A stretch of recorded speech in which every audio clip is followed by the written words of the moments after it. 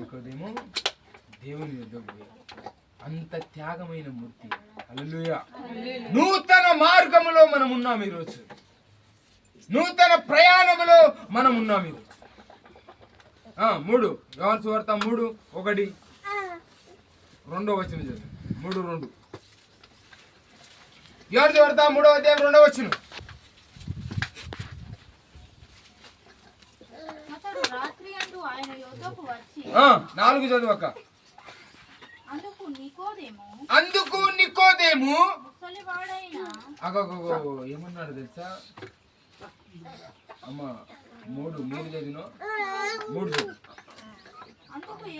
అందుకు యేసు అతనితో ఒకడు కొత్తగా 2 చదువు అక్క. అతడు రాత్రి యందు ఆయన యొద్దకు వచ్చి రాత్రి వేళ ఆయన యుద్ధకు వచ్చాడు.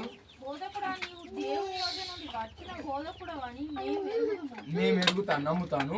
దేవుడు అతనితో తోడై ఉంటేనే గాని నీవు చేయుచున్న సూచక క్రియను ఎవడును చేయజాలడు. అందుకు యేసు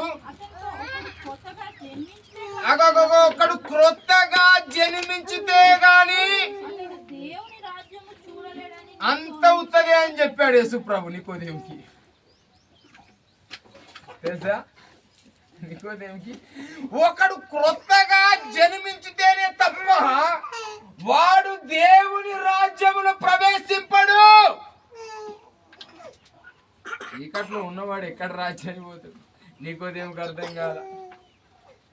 తెలుసా? నికోదేముకి ఏమీ అర్థం కాల. ఓ మాట అన్నాడు. ఏమన్నాడు తెలుసా? అయ్యో ప్రభువా, నేను ఇంత ముసలున్నాయన, నేను మళ్ళా తల్లి గర్భంలో ఎట్లా పోవాలి, ఎట్లా పుట్టాలి అని అడిగాడు. చూడు చదువు అడిగాడు లేదు.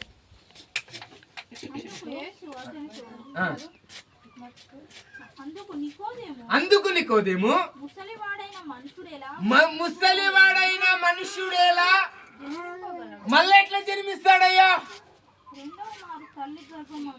2 సార్లు తల్లి గర్భంలోకి ఎట్లా పోతాడు?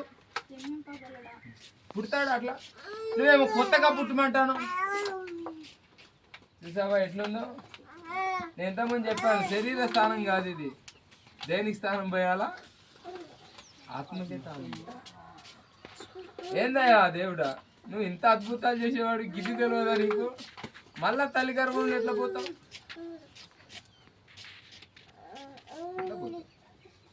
యేసు ప్రభు కొత్తగా జన్మించాలా, కొత్తగా మారాలా,